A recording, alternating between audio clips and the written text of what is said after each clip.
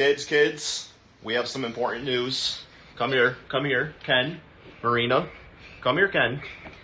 Important news. Well, this is... Alright, guys, I have something to tell you. Are you ready? Troy Weaver has been fired from the Detroit Pistons! Yeah! Yay! Yeah! Woohoo! Is that exciting?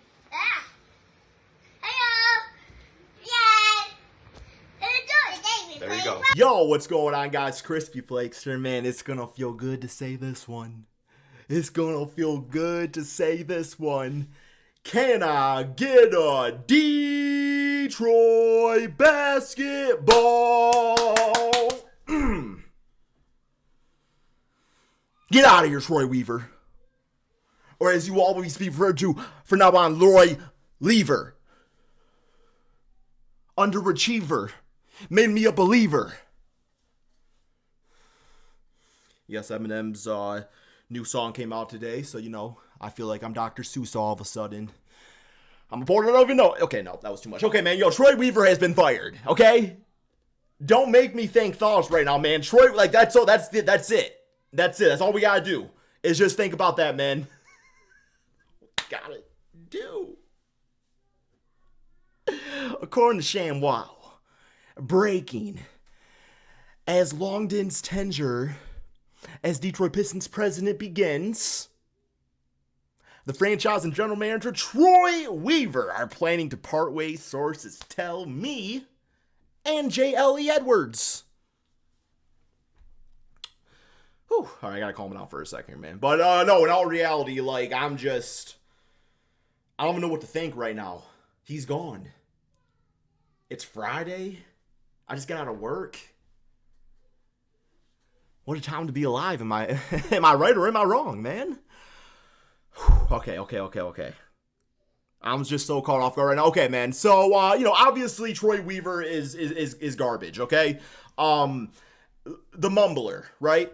Like, that's literally, that's the only thing I remember him ever saying, man. It's just mumbling all over the dang place. But, he was on the OKC Thunder years ago. And there were some decent things that happened over there. When he started with the Pistons, he really did make me a Troy Weaver, a believer, a Troy believer, bro. Web believer. Okay. What I'm trying to say is that 2020 draft class, we got the likes of Isaiah Stewart, Sadiq Holmadiq, and Killian Hayes. Everybody thought he did great. And, two of those guys are still in the NBA. One of those guys tried beating up LeBron. And the other one's on the Hawks. That's Sadiq. Although he might not be there long term, man. I don't know. But yeah, like, in sense he got kicked like he was supposed to do. Ivy was still the pick. I don't care what you say, it was still the pick. But it really isn't even so much about the draft as it was just like free agency. And just, obviously Monte Williams. It's like, it's just been quite a few years and not really a lot has gone well or really led to anything. So it's time to go. Time to go, Weaver. So we got here the 2024 Detroit Pistons team profile and draft, just kind of like outlook and everything. I guess with this being said, I'm going to give my thoughts about what direction this team should go, right? So what do they say about that pre-draft outlook? And what can the Pistons do going forward, man? I would love if Tayshaun Prince came and was like the GM and stuff. I don't think that's gonna happen. I don't think he wants to be in Detroit, to be honest, man. I feel like Tayshaun Prince played in Detroit, but I don't think he really wants to be connected to Detroit, But given the arrival in recent years of talented prospects such as Cade Cunningham, Jaden Ivey, Jalen Stewart, Isaiah Stewart, and Asar Thompson, snug beef stew in there, paired with highly regarded and paid coach Monte Williams, definitely paid, Pistons fans rightfully expected forward progress. Instead, Detroit backslid by 3 victories. It headed into the offseason seeking help is the very top New Orleans GM, Trajan. Man, I knew I'm voicing his first name wrong. I know I said it wrong. Is it Trajan or Trajan?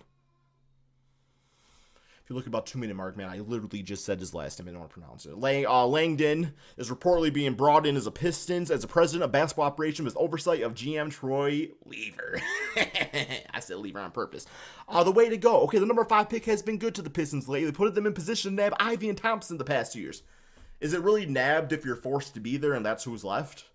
One player who could address needs and keep the youth development going is Modis, favored by multiple mock drafts to go at this spot. This pick will be the new executive's call, assuming the position is filled.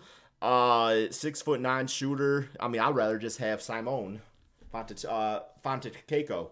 I would say for me personally, I would go Reed Shepherd. I feel like he has that hustle, man. He's got that dog in him. He's got great athleticism. He just looks like a high energy guy.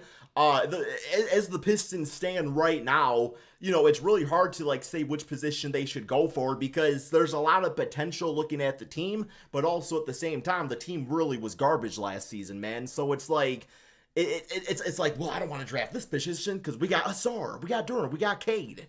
So it's like, do they just draft best available? Do they go for just a guy that's going to come off the bench? I just feel like with Reed, it's like he's got such good athleticism and just that drive to him that I not only is he going to bring an additional mode to this team that might work well with guys like Asar Thompson running in transition, but also at the same time, I think it's going to kind of light a fire under Ivy being like, hey, like, there's another rook up in here, man, that might come for your spot. So I kind of like that idea. I think when you have, good potential in young players, but the season didn't go according to plan, I think the best thing you can do is light a fire under them, man, because that's really going to get them motivated to be like, hey, I am replaceable, right? And by replaceable, I mean they'll go to a different team and probably become a superstar, but you know what I mean, right, man? So right now, currently under contract for the Pistons, just move this over here. What's that? That wasn't nice. Cade under contract. Yeah, Cade Cunningham. I still don't really know if I want him playing point guard. You know, like, I don't mind him being the primary ball handler, but I don't think he needs to be point guard. I think he is better suited as a small forward, maybe a shooting guard. But I really think, man, you know, being, what is he, like 6'6"? If he really just embraces that Paul Pierce build, be perfect for him. He could be a playmaking Paul Pierce, which would be fantastic. Quentin Grimes, don't got much to say about him. We don't really see much of him. I still think he's going to be a good player for this team, but I got to see something out of him. Jaden Ivey, I don't know. I still like Ivy. I still like a lot of these players despite our record, but if Ivy were to be traded, would I be upset? Not really. Like, I'd be like, oh, okay, well, what do we get? If it was a bad trade, I'd be upset, but yeah. Marcus Sasser had some, he has got that J.R. Smith effect, you know? One game it's 6 for 6, the next game it's 0 for 12. So take with that what you will. Troy Brown Jr., Asar Thompson really got to hit up that Beef Stew 3-point shooting camp this summer. Because Beef Stew actually came into the last season shooting the ball really well. It's because he was putting up 1,000 shots a day. Asar's got to do the same thing. You don't have to be, shooting off the dribble, nothing crazy. A catch and shoot from the corner, from the wing spot, like, you'll be golden, Asar. That's all you need to add to your game. That's all you got to work on this season. Not to say you can't polish things, but, yeah, man, you got Buddy, Tassan, and Beef Stew and Jalen Duren. I'm still cool with Duren as our starting center, but going into the season, thin ice with the motor. Because Duren's got all the talent in the world, but we've already kind of been there with Andre Drummond, where it's like, wow, 2020 games, great. Please run up and down the court. Do something, man. So, Duren's, but I feel like towards the end of the season, that was just, immaturity in the league, and also just the team was really bad. So, yeah, it's hard to get going every single night. But when you're in the NBA when that young, still says a lot about you, right? Free agents, we got Malachi Flynn. He had that 50-piece. I wouldn't mind bringing him back, but it really depends on who we get in the draft. Like, Malachi dropping that 50 doesn't mean instantly, like, oh, shoot, like, that's the next superstar. Like, we'll see. Roden, Kingodin, Stanley. I still like Stanley. He can stick around, man. Evan Fournier could be gone. Fontecchio, I do want him back. I think he's the type of guy that you bring in as the temporary starter, as you work in some younger pieces over time. Taj Gibson can go. Mato can go. James Wiseman, please leave. Please, man. But beyond that, I do want to do a proper video about this. I don't want to get too much into free agency right now. It's hard to think who really is going to want to come to Detroit in the end of the day. I know it's not really a very heavy, talented free agency period. Like, you got some good glue guys here. Nick Claxton, a good glue guy. I want to bring him to the Pistons, though. Alec Burks, you can come back for man, maybe no, he gotta go away. Miles Bridges, go away. But I've seen your name leaked a lot. I'd even take Deke. I will take the entire Deke, man, all of it, both of them. I'm shook. No, okay, not that much. But yeah, so it's not really a strong free agent class, unless that was Giannis, but it's not. It's his little brother. That's all we got, though, man. Trey Weaver is gone. Detroit basketball, baby.